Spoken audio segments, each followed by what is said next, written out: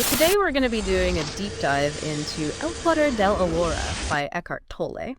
Okay. And it's a book that's gotten a lot of attention, obviously, Yes. for its take on enlightenment. And, I've got your notes here, some critical reviews, even that Oprah interview that you flagged for me. Yes. Quite the stack we've got going on here. It's a big one. Ready to uncover some wisdom. I think so. I hope so. Absolutely. Yeah.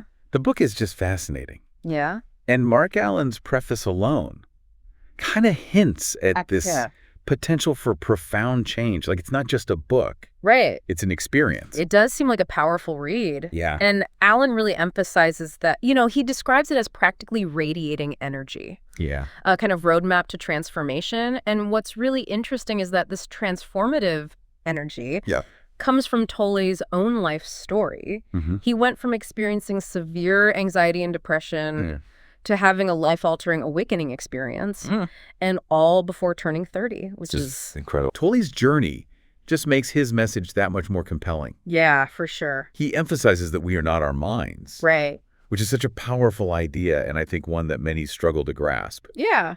We're so often just caught in that whirlwind of thoughts, and we mistake them for who we truly are. So he's saying that this identification with our thoughts is actually what causes us to suffer. Exactly. When we believe we are those thoughts, right? All those worries, doubts, regrets, we become prisoners of our own minds. Mm-hmm. And Tolle, right? Echoing spiritual giants like Buddha and Jesus, suggests that freedom from this mental prison is possible. Okay, so how do we break free then? Yeah. I'm seeing a lot of highlighting around the concept of the now in your notes. Is That's the core of Tolle's message. Okay. It's the power of the present moment. Yeah. He suggests that when our minds are fixated on the past or future, we create this anxiety and suffering. Okay. True peace, he argues, can only be found in the here and now. So it's not about ignoring the past or future, but rather choosing to focus our attention on the present moment. Precisely. And Tolle's approach to understanding suffering is very practical. Okay. He encourages us to actually experience this truth directly in our own lives, not just as a concept. Right. And this leads us to one of his most, I think, intriguing ideas, which is the pain body. Yeah, I underlined that phrase a few times myself. Yeah. It sounds intense. What exactly is the pain body? Think of it as this reservoir of old emotional pain. Okay. Anger, resentment, grief, all those heavy feelings that haven't been fully processed. Yeah. And Tolle explains that the pain body, it feeds on negativity. Okay.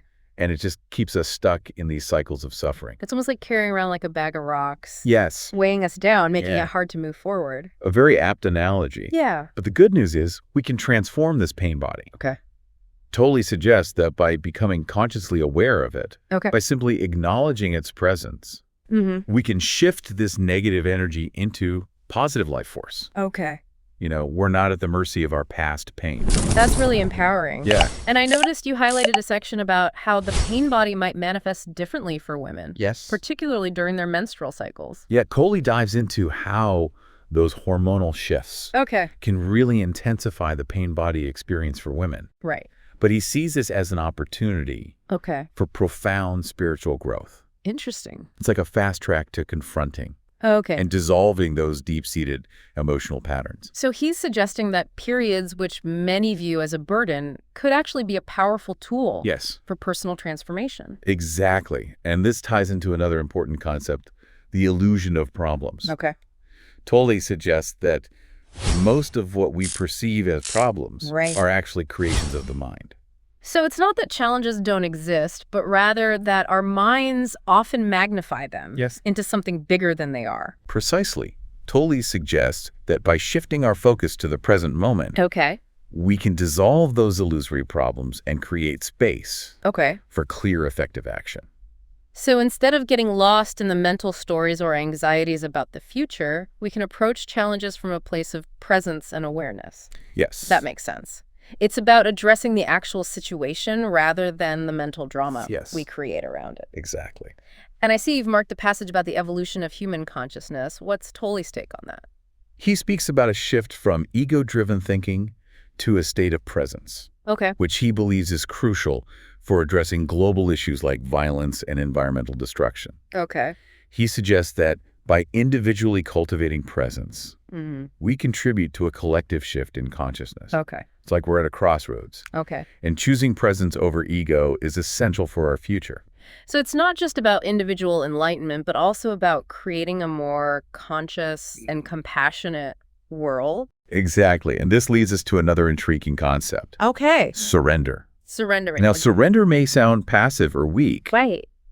But Tolle frames it as a powerful shift in consciousness. So it's not about giving up, but rather about letting go of the ego's need to control everything. Yes, surrender, as Tolle describes it, is about aligning ourselves with a higher intelligence.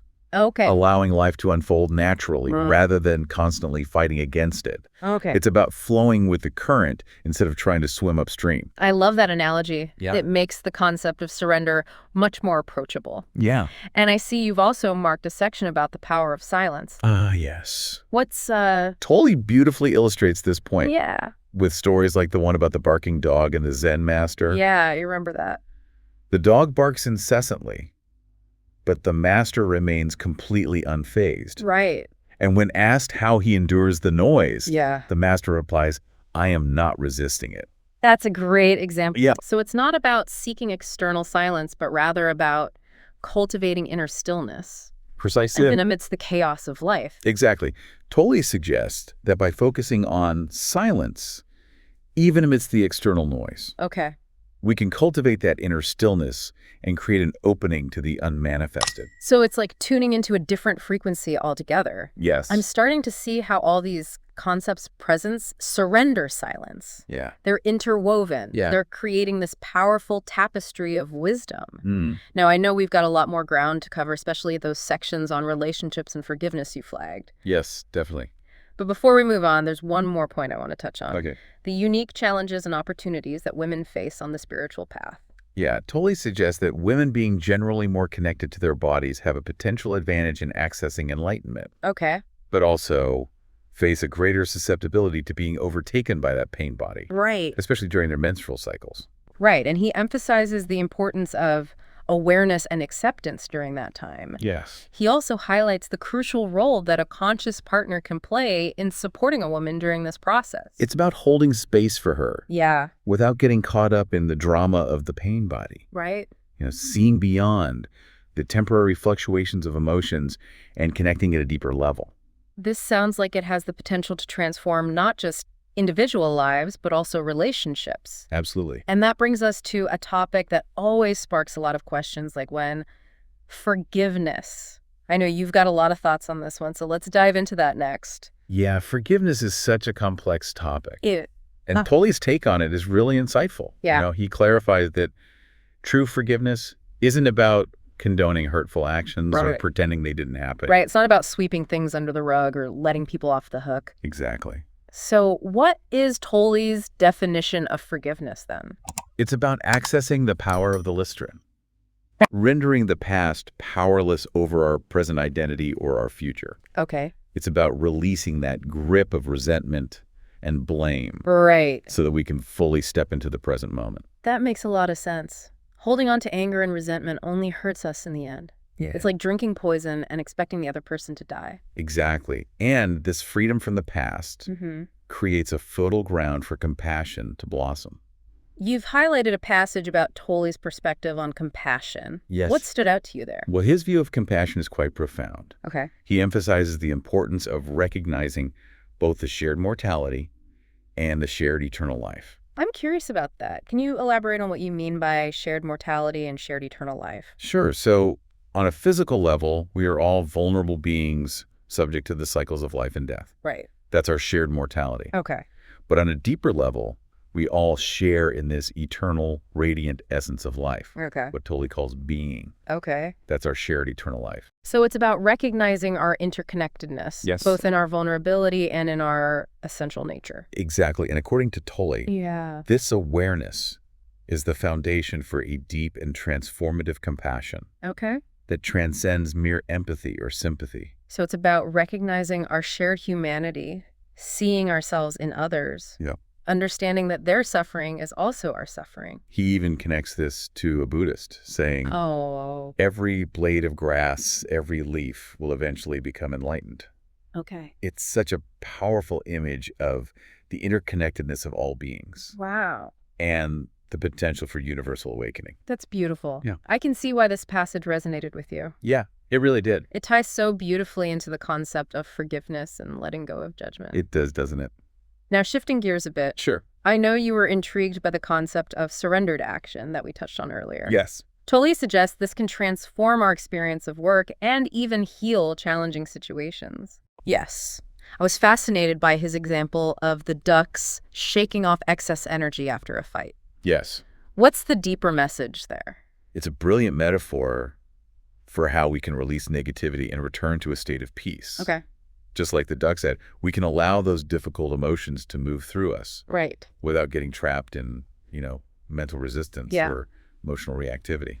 So surrendered action is about acting from a place of presence and alignment with the flow of life, rather than from a place of ego-driven force or control. Precisely. It's about trusting the intelligence of life itself. Right. Rather than relying solely on our limited mental faculties. And that trust, that surrender, opens us up to a whole new realm of possibilities. You mentioned earlier that Tolle's ideas on the pain body really stood out to you. Yes. What about this concept captivated you? What's so fascinating about the pain body is that it's not just some abstract psychological theory. Right. It's something we can actually feel in our own bodies as this dense energy field. Tolle describes it as this shadowy entity that literally feeds on negative energy. It's almost like having an unwelcome guest. Yeah. Who keeps showing up and demanding attention. Yeah, and the more we react to it unconsciously, the stronger it gets. Oh. But here's the key. Okay. The pain body can't survive in the light of conscious awareness. Okay. So when we bring our attention to it without judgment, we cut off its energy supply and allow it to dissolve. So it's not about fighting the pain body, but rather exposing it to the light of our presence. Exactly. And that's where the power of the now comes in. Right. By staying present with the sensations and emotions that arise. We can witness the pain body without getting swept away by its stories or demands. This reminds me of what we discussed earlier about how the pain body can be particularly intense for women during certain phases of their menstrual cycle. Yes. And Tolle explains that while those hormonal shifts can trigger a surge of pain body activity, it can also be a powerful opportunity for transformation.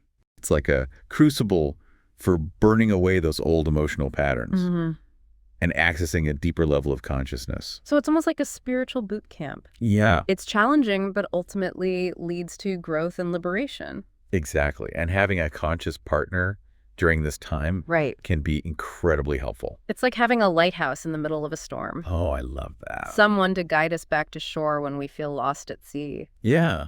It perfectly captures the supportive role a conscious partner can play. Yeah. It's about reflecting back to us the truth of our being. Right. Even when we're caught up in that emotional reactivity. And this brings us back to that central theme of surrender. Yes. In relationships, just as in life. Surrender isn't about giving up or becoming passive. Right. It's about aligning ourselves with a higher intelligence. Yeah. A flow that's greater than our individual egos. Exactly. It's like saying yes to the unfolding of life, even when it takes us in unexpected directions. Yes, and that willingness to let go of control is the key to unlocking the true power of the Weston. Now, it's about trusting that even in the midst of challenges and uncertainties, there's a deeper wisdom at play. Like surrendering to the dance of life. Beautiful. Knowing that even if we stumble or miss a step, the music will continue to play. Beautifully put. And that dance, that journey of awakening is ultimately about realizing that we're not our thoughts, our emotions, or even our pain body. We are the awareness that witnesses all these things, the silent presence that holds it all. And accessing that presence, that state of pure being, is what Tolle calls enlightenment. Yes. And he emphasizes that it's not about achieving some lofty spiritual state in the distant future. It's about embodying our true nature here and now.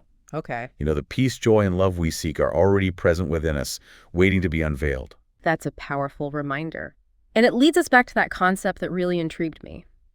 The idea that most of our problems are illusions created by the mind. Yes. I remember underlining that passage multiple times. I can see why Tolle's perspective on problems is truly revolutionary. It is. He doesn't deny that challenges exist. Right. But he invites us to question the very nature of problems. It's like he's saying, Hold on a second. Before you get swept away by that wave of worry, let's examine the source of the wave itself. Is it real, or is it a phantom of your own making? What a great analogy. Yeah. Because often the real problem isn't the external situation, Right. but our internal resistance to it. It's like the saying, what you resist persists. Yes. The more we fight against what is, the more suffering we create. Exactly. And that's why Tolle emphasizes the importance of acceptance. Right. Now, acceptance doesn't mean passivity or resignation. Okay. It means acknowledging what is without judgment Okay. and allowing space for things to unfold naturally. So it's about recognizing that even in the midst of challenges, there's an underlying intelligence at play. And maybe our struggle is making things harder than they need to be. Precisely. And when we surrender to that intelligence, Yeah. we tap into a source of strength and wisdom that's far greater than our limited minds can comprehend. It's like shifting from a me versus the world mentality to a me in harmony with the world perspective. That's a beautiful way to put it. Yeah. And that shift in perspective can be incredibly liberating. For sure. When we let go of the need to control and manipulate, Right. we open ourselves up to a whole new realm of possibilities. And we become co-creators with life itself rather than trying to be the sole authors of our own destiny. Exactly. And that's where the true power of the now resides. Right. It's in that space of surrender. Yeah. That willingness to let go and trust the unfolding of life. That's a beautiful thought. And speaking of beauty, Tolle uses some wonderful imagery to describe the power of silence. Yes. I know we touched on this earlier, but I'd love to hear your thoughts on this concept. Yeah. I love how he describes silence as that space between the notes of a melody. Oh, yeah. You know, without those spaces, the music would just be a chaotic wall of sound. Yeah. It's the silence that gives the notes meaning and allows the melody to flow. That's one of my favorite analogies in the book. Yeah. It really highlights how silence isn't just the absence of noise. Right. It's a presence in itself. It's the canvas upon which this symphony of life is painted. And that silence, that stillness is always available to us, no matter what's happening around us. Yeah. Like an inner sanctuary, a place of peace and renewal that we can access at any moment. Exactly. And practices like meditation and mindfulness Right. can really help us cultivate that ability to quiet the mind and tap into that inner silence. So it's not about escaping from the world, Right. but creating an inner space of stillness that allows us to engage with the world more consciously Yes. and compassionately. Exactly. It's about finding that balance, being in the world, but not of it, as the saying goes. Yes. Remaining grounded in our true nature while navigating all the complexities of life. Tolle also talks about this collective shift in consciousness. Yeah. You know, from that ego-driven thinking to a state of presence. Right. And we've talked about that before, how so many spiritual teachers throughout history have spoken of this idea, Yes. this vision of a more peaceful, compassionate, and sustainable world, arising as more and more individuals awaken to their true nature. It's like we each hold a piece of the puzzle. Oh, I like that. And as we align with our own truth, the pieces start falling into place, Yeah. revealing a more beautiful and harmonious whole. That's a wonderful way to put it. And that's why Tolle emphasizes the importance of inner work. By transforming ourselves, we contribute to the transformation of the world. Like Gandhi's famous quote, Oh, yeah. "Be the change you wish to see in the world." Exactly. Our individual awakening is not just a personal journey. It's a contribution to the collective evolution of humanity. Yes. So as we wrap up our deep dive into El Poder de la Hora, what final nugget of wisdom would you leave our listener with? What's the one takeaway you hope they'll carry with them? If there's one thing to remember from Tolle's teachings, it's this. The peace, joy, and love you seek are not out there somewhere in the future. Okay. They're already present within you, waiting to be unveiled.